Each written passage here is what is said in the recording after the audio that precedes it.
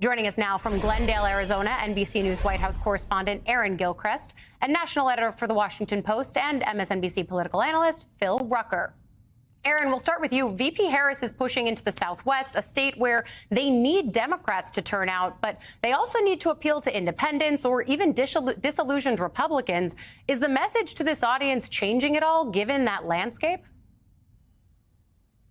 Well, I think the messaging topically is going to sound very similar to what we've heard earlier this week as the vice president has been going to battleground states. But the campaign is also very aware of what the audience here in Arizona looks like. This is a place where the campaign is going to try to appeal to younger voters, to a large Latino population, and to black voters here as well. And you talk about independents. That is a critical group for both parties at this point in the race. We know that independent voters, registered independent voters in this state outnumber Democratic voters and are very close to the number of Republican voters here as well. And so whoever wins in Arizona is going to have to make a very serious play for independent voters. We were able to talk to some of them here in the time that we've been on the ground, and the issues are very similar to what we're hearing in other places for independent voters here in Arizona. They're worried about the economy in a significant way. They want to know what can be done to make sure that they're able to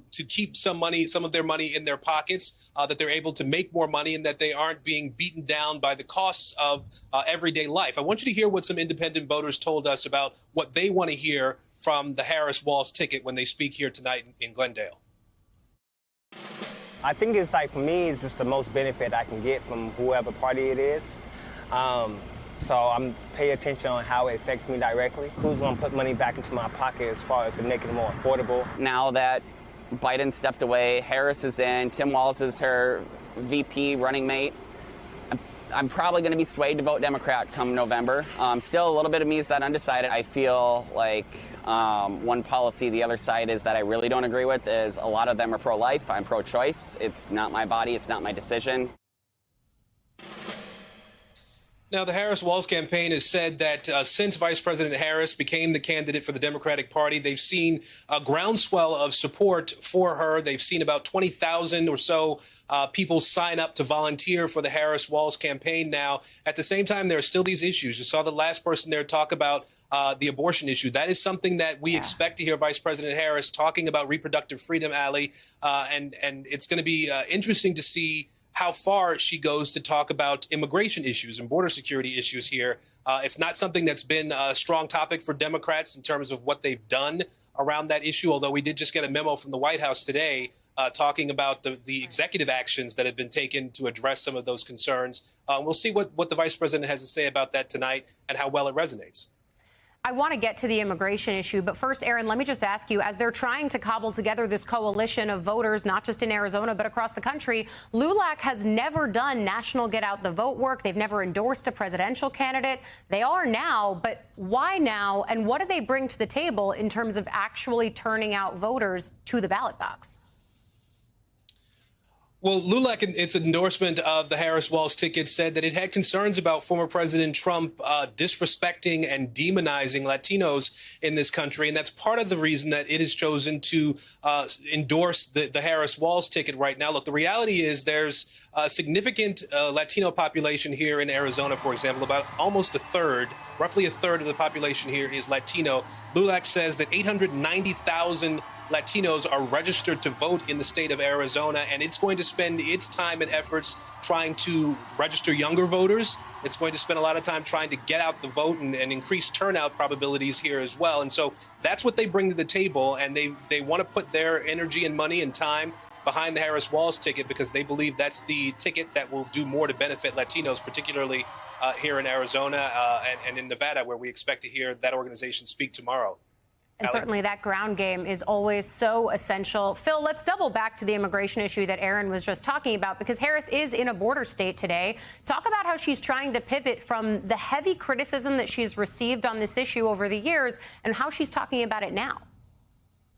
Yeah, well, Ali, the Republicans have really tried to blame Vice President Harris for any issues at the border, including earlier surges in migration patterns, although crossings have been down recently. So I would expect that she would talk about that. But I think what she is going to be looking to do, perhaps at this rally today in Arizona, but certainly in the debate in a few weeks, is really frame for voters what her record has been on immigration, the role she played for the Biden administration, the policies that they've been able to get through in terms of executive actions and other enforcement measures, and present sort of a vision for what she would do going forward if she were president over the next 4 years to further try to control illegal immigration and crossings at the border while maintaining some sort of humane approach for those who are coming to America, which has been so critical to the Democratic Party's base over the years. So critical and so vexing. But Phil, Biden and Harris are also going to be getting out on the campaign trail together next week. What do we know so far, and what role do you see the president playing for her in these waning months of the election? Well, what we understand about that visit next week is it's to really highlight some of the actual sort of governing accomplishments of the Biden presidency, especially as it relates to the economy.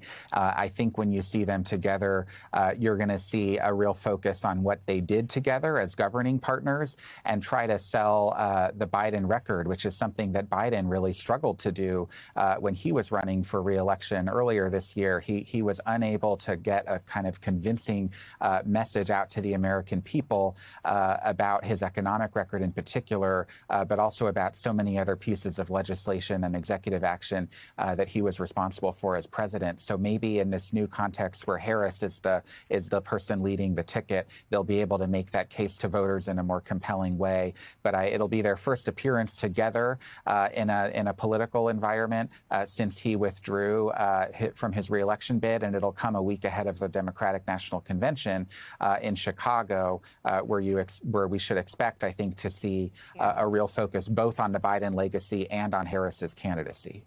Yeah, there's going to be a lot of eyes on that event, and then, of course, on the DNC.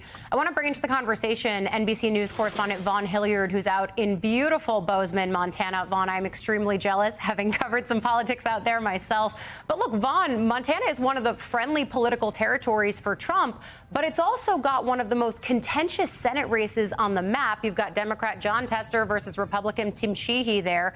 Is this a moment where Trump's trying to flex the power of his coattails while he also rallies for his own presidential politics?